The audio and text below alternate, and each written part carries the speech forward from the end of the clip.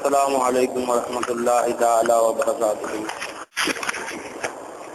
الحمد لله نحمده ونستعينه ونستغفره ونؤمن به ونتوكل عليه ونعوذ بالله من شرور أنفسنا ومن سيئات أعمالنا. من يهده الله فلا مضل له ومن يضلله فلا هادي له. ونشهد أن لا إله إلا الله وحده لا شريك له ونشهد أن محمدا عبده ورسوله. ما بعد فقد قال الله تعالى في شأن حبيبه مخبرا وآمرا إن الله وملائكته يصلون على النبي يا أيها الذين آمنوا صلوا عليه وسلموا تسليما. اللهم صل على سيدنا محمد وعلى آل سيدنا محمد وبارك وسلم عليه. எல்லாரும் ஸலவாத் சொல்லுங்க. اللهم صل على سيدنا محمد وعلى آل سيدنا محمد وبارك وسلم عليه. اللهم صل على سيدنا محمد وعلى آل سيدنا محمد وبارك وسلم عليه. قال الله تعالى في كلامه القديم أفمن شرح الله صدره للإسلام فهو على نور من ربه. صدق الله العظيم. அல்லாஹு ஜல்ல ஜலாலுஹுடைய மாபெரும் கிருபை, அல்லாஹ் நம்ம எல்லா மூமின்களாக முஸ்லிம்களாக தனது ஹபீப் முஹம்மது ரசூலுல்லாஹி ஸல்லல்லாஹு அலைஹி வஸல்லம் அவர்களின் அருள் நிறைந்த உம்மத்தினர்களாக அல்லாஹ் நம்மை ஆக்கி அருள் புரிந்தான். அல்ஹம்துலில்லாஹ் அல்ஹம்துலில்லாஹ். மேலும் இந்த புனிதமிகு ஜும்மாவுடைய நாளிலே அல்லாஹு தஆலாவுடைய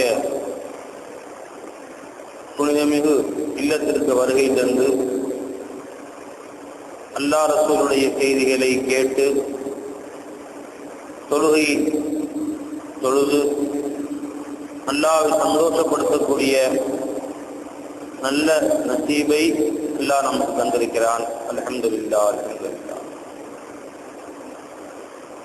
அன்புமிக்க பெரியார்களே, புனிதமிகு ரமலானுடைய மாதம் நம்மை விட்டு கடந்து ஒரு சில நாட்கள் சென்று விட்டன. போன ஜும்மாவிலே ரமலானுடைய மாதம் இருந்தது. இந்த ஜும்மாவிலே ரமலான் நம்மை விட்டு போய்விட்டது. அந்த அருள் மிகுந்த அந்த மாதத்திலே அல்லாஹ் தஆலா எப்படியெல்லாம் நம்மை வணக்க வழிபாடுகளிலே அவன் பிரியப்படக்கூடிய காரியங்களிலே நோன்பு மற்றும் தராவி தொழுகை மற்ற நற்காரியங்கள் தான தர்மம் இவைகளிலே அல்லாஹ் தஆலா நம்மை ஈடுபடுத்தி கொண்டான். அதற்கு நாம் நன்றி செலுத்த கடமைப்பட்டிருக்கிறோம். அல்ஹம்துலில்லாஹ் அல்ஹம்துலில்லாஹ். மேலும் அன்பர்களே, இன்ஷா அல்லாஹ் தஆலா அல்லாஹ் நமக்கு நசீபாக்கினால் எதிர்வரக்கூடிய அடுத்த வருட ரமலானையும் அல்லாஹ் நம் அனைவருக்கும் நசீபாக்குவானாக. அல்ஹம்துலில்லாஹ் அல்ஹம்துலில்லாஹ். ரமலான் முடிந்திருக்கக்கூடிய இந்த நேரத்திலே நாம் நமது சிந்தனைகளை அல்லாஹ்விற்கும் திருப்புவதற்கு கடமைப்பட்டிருக்கிறோம். புனிதமிகு ரமலானுடைய காலங்களிலே நம்முடைய செயல்பாடுகள் பொதுவாக முஸ்லிம்களிலே தீனுடைய ஆர்வம், மக்களிலே இபாதத் தொழுகைகள் அதிகமாக இருப்பதை பார்க்கிறோம். ரமலான் முடிந்துவிட்டால் மக்கள் அதோடு நோன்புதான் நம்மை விட்டு முடிந்ததை ஒழிய இஸ்லாமுடைய மற்ற கடமைகள் எல்லாம் நம்மின் மீது இருக்கத்தான் செய்கின்றன. ரமலான் நோன்பு நம்மளை விட்டு போய்விட்டாலும் அல்லாஹ் கடமையாக்கிய மற்ற எத்தனையோ காரியங்கள் நம் மீது கடமை இருக்கின்றன. அல்லாஹ் ஏவியதை ஏற்று நடப்பதும் அல்லாஹ் தடுத்தவைகளை விட்டும் விலகிக் கொள்வதும் தான் ஒரு முஸ்லிமுடைய கடமையாக அவர்கள் மீது அவசியமாக இருக்கிறது. நாம் இது ரமலானுடனே நம்முடைய இபாதத்துகள் முடிவடைந்து விடவில்லை. வருடமெல்லாம் அல்லாஹ் தஆலா நமக்கு என்னவெல்லாம் ஏவி இருக்கிறானோ அவையெல்லாம் ஏற்று எதையெல்லாம் அல்லாஹ் தடுத்திருக்கிறானோ அவையெல்லாம் விட்டு விலகிக் கொள்வதுதான் ஒரு முஸ்லிம் தன்னுடைய வாழ்க்கையை முற்றிலுமாக அல்லாஹ்வுக்கு கட்டுப்பட்டு நடப்பதுதான் அவருடைய இருலோக வெற்றிகளுக்கும் காரணமாக இருக்கிறது. பெரியார் அல்லாஹ் தஆலாவுடைய ஏவல்களை புறக்கணித்து அவன் விலக்கியதை செய்து கொண்டிருக்கும் நிலையிலே ஒருவன் தன்னை முஸ்லிம் என்று, ஒரு மூமின் என்று, அல்லாஹ்வுடைய நல்லடியார் என்று தன்னை சொல்லிக் கொள்வதற்கு அருகதையற்றவனாகத்தான் இருக்கிறான். ஏனென்றால் பெரியார்களே, இஸ்லாம் என்று சொன்னாலே முற்றிலுமாக தன்னை அர்ப்பணித்துதல், தன்னை அல்லாஹ்வின் முன்னால் சரணடைய செய்தல், தன்னை அல்லாஹ்வின் முன்னால் பலியிட்டுக் கொள்வது, அவனுடைய ஏவல் விளக்குகளுக்கு தன்னை தாழ்த்திக் கொள்வதற்கு பெயர்தான் இஸ்லாமாக இருக்கிறது. இந்த இஸ்லாத்துடைய உள்ரங்கம், இஸ்லாம் என்றால் இஸ்லாம் எதை குறிக்கிறது? இஸ்லாம் என்ற வார்த்தைக்கு அர்த்தம் என்ன? சமாதானம், சாந்தி என்பது அர்த்தம் இருக்கிறது. அஸ்லம பணிந்தான், முற்றிலும் தன்னை அர்ப்பணித்துக் கொண்டான் என்ற அர்த்தமும் இருக்கிறது. சலாமத்திலிருந்து எடுத்தால் சமாதானம், சாந்தி என்று பொருள். தஸ்லீம் என்பதிலிருந்து எடுத்தால் இதனுடைய பொருள் தன்னை அல்லாஹ்வின் முன்னால் அர்ப்பணமாக்கிக் கொள்வது. ஒரு முஸ்லிமுடைய வாழ்க்கை எப்படி இருக்க வேண்டும்? அவன் முழுசா தன்னை அல்லாஹ்வுக்கு அர்ப்பணித்தான். அல்லாஹ்வுக்கு அர்ப்பணிக்கிறதா என்ன? அதனால அவன் காட்டுக்கு போயிடணுமா, இல்ல ஜிஹாதுல போய் உயிரை விடணுமா?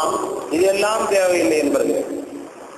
இவனுடைய வாழ்க்கையை எப்படி அமைத்துக் கொள்ள வேண்டும் என்று அல்லாஹ் உத்தரவிட்டிருக்கிறானோ அதற்கு தகுந்தது போல இந்த வாழ்க்கையை அமைத்துக் கொண்டால், தன் இஷ்டப்படி, மனம் விரும்பியபடி, அது மக்கள் விரும்புகின்றபடி, உலக சூழ்நிலைக்கு தகுந்த மாதிரி மாறிக்கொள்வது, ஜெல்சா தேசு வைசா பேசுன்னு சொல்லுவாங்க. எப்படி மக்களோ அதுக்கேற்ற மாதிரி தன் வேஷங்களை மாற்றிக்கிறது. இப்படி வாழ்க்கையை அமைத்துக் கொண்டால் அல்லாஹ் இடத்திலே அவன் ஒரு முஸ்லிம் என்று தன்னை சொல்லிக் கொள்ள முடியாது. நண்பர்களே, பெரியார்களே, இன்னைக்கு காலையில கறி வாங்குறதுக்காக கடைக்கு போயிருந்தேன். அப்ப அந்த கடைக்காரர்கிட்ட பார்த்தா பேசிட்டு கறி வாங்கும் போது சில கொற்றாக்கள்ல, சில டப்பாக்கள்ல அந்த ஆட்டுடைய இரத்தம் குடித்து வைக்கப்பட்டிருந்துச்சு. அப்ப அந்த கடைக்காரர்கிட்ட கேட்டேன், என்னங்க ஆட்டு ரத்தம் வச்சிருக்கிறீங்களே, மார்க்க சட்டப்படி இந்த ரத்தத்தை நாம் சாப்பிடுவது ஹராம். மார்க்கம் தடுத்திருக்கு. ஆட்டு ரத்தமோ, மாட்டு ரத்தமோ, கோழி ரத்தமோ, எந்த ரத்தமா இருந்தாலும் சரி, ரத்தம் மனிதனுக்கு ஹராமாக்கப்பட்ட உணவு. உள் இன்னமா ஹர்ரம அலைக்கும் தமு மைத்தத்து வலஹ்முல் ஹின்ஸீர். அல்லாஹ் தஆலா உங்களுக்கு ரத்தத்தையும் செத்த கறியையும் இன்னும் பன்றி இறைச்சியையும் அல்லாஹ் தஆலா உங்களுக்கு ஹராமாக்கி இருக்கிறான் அப்படின்னு அல்லாஹ் சொல்லிட்டான். இப்ப அல்லாஹ் ஹராமாக்கிட்டு குர்ஆன் தெளிவா சொல்லிடுச்சு. சொன்ன பின்னாடி அந்த ரத்தத்தை நாம சிரிக்க கூடாது. அப்ப நம்ம புத்தி அங்க வேலையை காட்டக்கூடாது. சரி, ஹராமானது நான் சாப்பிடலைங்க, நான் ரத்தம் குடிச்சு வச்சது நான் சாப்பிடுறது இல்லை, மற்றவங்களுக்கு கொடுத்துறது வைக்கிறதுக்காக வேண்டி கேட்டால், அப்ப எது மார்க்கம் ஹராமாக்கி இருக்கிறதோ, மார்க்கம் ஹராமாக்கிருச்சோ, வேணான்னு சொல்லிருச்சோ, அந்த ரத்தத்தை, அந்த ஹராமான வஸ்து எதுவா இருந்தாலும் அதை நாம் சாப்பிடுவதும் ஹராம். நான் சாப்பிட அடுத்தவங்களுக்கு வாங்கி கொடுத்தேன், அதுவும் ஹராம். அதை விற்பதும் ஹராம், அதை வாங்குவதும் ஹராம். அது ஹோல்சேல் டீலரா இருக்கிறதும் ஹராம், ரிட்டேல் டீலரா இருக்கிறதும் ஹராம். எல்லாமே ஹராம் தான். ஹராமை விற்கவும் கூடாது, வாங்கவும் கூடாது. உங்க வீட்டில் ஒரு ஆடு வச்சிருந்தீங்க, செத்து போச்சு, அடிபட்டோ, மேல இருந்து கீழே உண்டோ, கழுத்து முடிஞ்சோ, சண்டை போட்டோ, ஆக்சிடென்ட் ஆகியோ, கீழே தண்ணியில மூழ்கியோ, எப்படியோ செத்து போச்சுன்னு வைங்களோம். ஒரு வியாதியாகியோ, உடம்பு சரியில்லாம செத்து போச்சு. இப்ப இந்த ஆட்டை என்ன செய்யலாம்? ஆட்டு அப்படியே யாரும் கேட்கலாம், பக்கத்துல அவங்க தெரிஞ்ச காசு யாராவது கேட்கறாங்க, நீங்க விலை போட்டு நாங்க சாப்பிடுவோம்னு சொல்றோம். விற்கலாமா? விற்கக்கூடாது. ஆறு சட்டப்படி அது நீங்க சாப்பிடுறதும் ஹராம், அதை மற்றவர்களுக்கு விற்பனை செய்யறதும் ஹராம். கூடாத மார்க்க சட்டப்படி இஸ்லாம் அதை ஹராம் ஆக்குது. சரி, அப்படி அதை என்ன செய்யணும்? அதை யாருக்கும் விற்க கூடாது. தூக்கி வெளியே போட்டு போய் காடுகளை தூக்கி போட்டு போயிடலாம். யாராவது எடுத்து தின்னுட்டாங்க, நமக்கு பிரச்சனை இல்லை. தூக்கி போட்டோம், ஒரு கோழி செத்து போச்சு, குப்பை தட்டியில போட்டோம், அது யாரோ ஒரு காட்டில் பார்த்து தூக்கிட்டு போயிட்டாரு, அதை அவர் பயன்படுத்தி கொண்டார், பிரச்சனை இல்லை. நம்ம அல்ல கேட்க நம்பி குப்பையில போட்டு எவனும் தூக்கி போயிட்டான். நாம அதை தூக்கி சாப்பிடுறது யார் கையிலையும் காத்திரோ முஸ்லிக்கோ வீட்டு வேலைக்காரரும் யாரும் கொடுக்கூடாது. வீட்டு வேலைக்காரர் சாப்பிடா இருக்காரு யாருக்குமே கொடுக்கூடாது. ஹராம் தான், மார்க்கம் தடுத்தது தான். அப்ப அடுத்த ஆள் கொடுத்தா என்ன அர்த்தம் வந்து நான் தான் ஹராமத்தீங்களா நீ தின்னு மாதிரி கொடுக்கூடாது. இல்ல காப்பினுக்கு அவங்க சாப்பிட முடியுதானா அது அவன் தூக்கிட்டு போட்டு நாம கொடுக்கூடாது மார்க்கத்தை. அப்ப அந்த ஆட்டை தூக்கி போட்டு விட வேண்டும். அந்த செத்து போன ஆட்டிலேயோ மாட்டிலேயோ ஒன்று மார்க்கம் அனுமதிக்குது. என்னங்க, அதனுடைய கரியை உரித்தி விட்டு அந்த தோலை எடுத்து நீங்கள் பயன்படுத்திக் கொள்ளலாம். சத்தியமா தேவைப்படுது.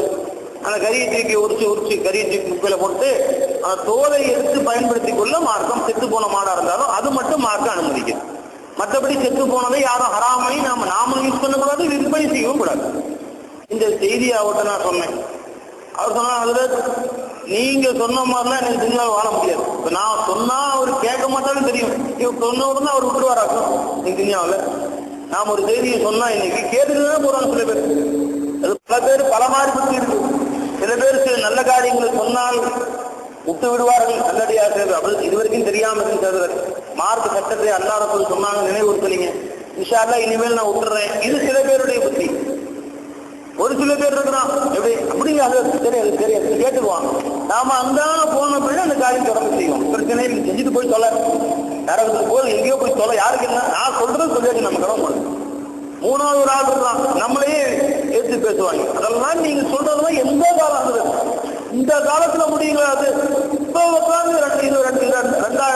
2,000 மில்லியனியம் இது 20ஆம் நூற்றாண்டுல பேச வேண்டிய பேச்சா இது? ஆதி காலத்துல பேச வேண்டிய பேச்சு இங்கே பேசிட்டு இருக்கிறீங்க. இந்த நம்மளையே வெறுப்பான். இது ஒரு சில பேருடைய புத்தி. இன்னும் சில பேர் புத்தி இருக்குல்ல, இது ஒரு இன்னும் சில பேர் இன்னும் ஓவரா போயிடுவாங்க.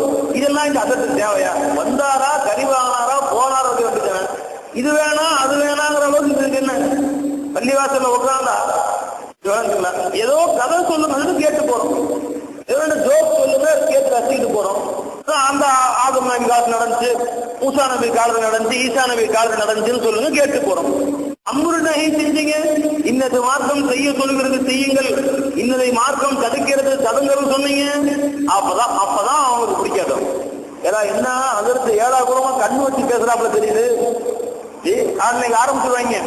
அடுத்து அந்த ஊர்ல பயானுக்கே அனுமதிக்க மாட்டாங்க. ஏன் மார்க்கத்தை நாம் எடுத்து சொல்கிற பொழுது மார்க்க ஏவல் விளக்கை சொல்லும் போது அன்பர்களே அது என்ன ஒவ்வொருத்தரும் இருப்பாங்க. இந்த ஊர் எனக்கு புது ஊர் எப்படி அல்லாத எல்லாம் நல்லடியாரா தெரியுது. நான் திட்டிட்டு வெளியே போக முடியாது, நாம வந்தாலும் வெளியே போக முடியாது. ஆனா எல்லாம் நல்லவர்கள் தான் சொல்ல வேண்டியிருக்கீங்க. எப்படின்னு தெரியும் அல்லா எல்லாம் நல்லவர்கள் ஆக்கி வைப்பானாங்க. நான் மட்டும் பரிசுத்தவனா எல்லாரும் பாவி அல்லாஹ் ரஹமத்தை வேண்டி மகசுரத்தை வேண்டிதான் இங்க வந்திருக்கிறோம் பள்ளிவாசல். அல்லாஹ் நம்ம அனைவரையும் மன்னிப்பானாக. நண்பர்களே, ஏன் அப்படின்னு சொன்னா வட்டி வாங்காதீர்கள். வட்டியை மார்க்கம் தடுத்திருக்கிறது, மார்க்கம் ஹராமாக்கிருக்கு. பயன் செய்வேன் ஒரு ஊர்ல பயன் செய்யணும் வச்சுங்க. இப்ப அல்லாஹ் குர்ஆன் ஹாஸ்தா அல்லாஹ் காப்பாத்தும். அந்த ஊர்ல நிர்வாகத்துல ஒரு ஆள் வட்டி வாங்குறாரு. அவர் என்ன சொல்லுவாரு? இல்ல அந்த ஆள் தான் போட்டு கொடுத்துருப்பாரு. என்னை பத்தி இதை பத்தி பேசுங்க, இந்த ஆள் வட்டி வாங்கிட்டு இருக்காரு என்று இந்த ஆள் போட்டு கொடுத்துருப்பாரு. அதற்கு என்னையே குறி வச்சு பேசுறேன். அவர் உடனே ஒரு நாள் பயன் பேசுவேன். சாராயம் குடிப்பதை மார்க்கம் தடுத்திருக்கிறது, அது ஹராம். அது சாராயத்தை மார்க்கம் தடுத்திருக்கக்கூடிய குடிபானங்கள் சாராயம் ஒண்ணு. எப்படி சிறுநீர் மூத்திரம் குடிக்கூடாதோ, எப்படி ரத்தம் குடிக்கக்கூடாதோ, எப்படி சாராயம் எப்படி மற்ற பன்றி கறிச்சு சாப்பிடக்கூடாதோ, இது போன்று எப்படி மலத்தை திங்கலாமா திங்கக்கூடாது. அதே மாதிரி மார்க்கம் சாராயத்தையும் ஹராமாக்கி இருக்கிறது. அப்ப சாராயம் குடிச்சா மூத்திரம் குடிச்ச மாதிரி தான், மூத்திரமும் ஹராம் அதுவும் ஹராம் தான். இப்படிலாம் அதை பத்தி ஒரு நாள் பயன் செஞ்சேன்னு வச்சுக்கலாம். நான் ஊத்துறேன் இத்தனை மில்லி அப்படின்னு யாரோ அச்சத்துக்கு போட்டு கொடுத்துட்டாங்க, எனக்கு பிடிக்காத ஆளு. உடனே அதுக்கு இன்னைக்கு சும்மா அதை பத்தியே பேசி வேறுமே புரி வச்சு என்னை தாக்கினாரு அப்படின்னு ஆரம்பிச்சுருவாங்க. ஒரு நாள் நான் ஏதாவது ஒரு விஷயத்தை ஆரம்பிச்சாங்க. திருட்டை பத்தி ஒரு ஆள் பேசினால் அந்த ஊர்ல யாராவது திருட்டு போய் இருப்பாங்க. என்னை பத்தி ஏற்று கழிச்சு பேசுறாரு. முதல்ல தேவையாயிருந்தாலும் வந்து 6,000 நாள் கதை சொல்லிட்டு போக வேண்டியது எதுக்கு புரி வச்சு பேசுறாரு. அன்பர்களே, இப்படியாக ஆரம்பிச்சு அந்த அதிரத்தை குறை சொல்லக்கூடிய சில பேர் இருக்கிறாங்க. ஒரு ஊருக்கு போனேன். ஒருத்தர் அந்த ஊர் மோதின் சாவுக்கு தாடி வாங்க சொன்னாரு. நான் தான் மோதின் சார்னாரு. இல்லைங்க தாடி இல்லையே, தாடி வைக்கிறது மார்க்கு கடமையாக்கி இருக்கு, தாடி கறிக்கிறது ஹராமாச்சேன். தாடி சேர்த்துட்டு வாங்க சொல்றீங்களே வெக்கமா இல்லையான்னு கேட்டேன். ஈன்னு சும்மா இருந்தாரு. கொஞ்ச நேரம் கழிச்சு தொழுவ முடிஞ்ச கூட அந்த பள்ளிவாசல் பேசுமாம். நேரான்ட்ட வந்து என்னவோ பெரிய பாவம் செஞ்ச கேட்கிறாரு அவரு. நீங்க அந்த மோதி அந்த தாடி சொல்லி சொன்னீங்களா? ஆமாங்க சொன்னா சொன்னேன். வேலை வைங்கன்னு சொன்னேன். என்ன அது ரொம்ப மனசை புண்படுத்திட்டீங்க. அவர் மனசை புண்படுத்திட்டோமா? நாம அவரை பண்படுத்துவதற்காக சொல்ல, புண்படுத்த சொல்லல. அது அந்த மண்ட மூளைக்கு விலங்கன்னு செய்ய முடியும். ரொம்ப மனசை புண்படுத்தி ரொம்ப வருத்தப்படுறாரு. இந்த மாதிரிலாம் வேற சொல்றீங்க. என்ன சாராயம் குடிக்க சொன்னேன், தேவடியாவுக்கு போ சொன்னேன், விபச்சாரமா செய்ய சொன்னேன். நவுதுபில்லா அஸ்தக்ஃபிருல்லாஹ். நற்காரியங்களை ஏவினால் அந்த ஏவக்கூடியவர்களையே திட்டக்கூடிய காலம்.